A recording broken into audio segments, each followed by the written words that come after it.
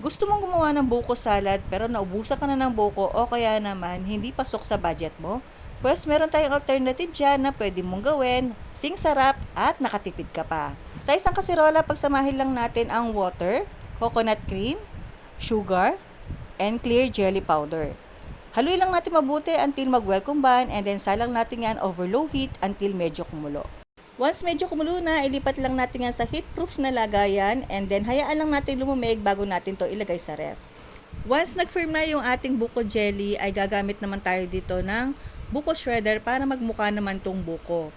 At dahan-dahan natin itong i-shred o kayurin. At dahil nga maganda naman yung pagkakagawa ng ating buko jelly ay hindi ito nagputol-putol. O diba, itsura pa lang ay para na talagang buko. At dahil nga nakagawa na rin ako nito, ay gagawa naman tayo ng simpleng buko salad. So gumamit ako dito ng chilled na all-purpose cream at kalahati ng lata ng ating condensed milk. Mix lang natin until mag-well combine at di naman makukumpleto yung ating buko salad kung wala tayong fruit cocktail. And then naglagay na rin ako dito ng sago para mas dumami naman yung ating buko salad. At ilagay na rin natin yung ating homemade buko jelly. And then mix lang natin until mag-well combine. Pwede nyo i-serve o kaya naman i-chill nyo muna sa ref bago to i-serve.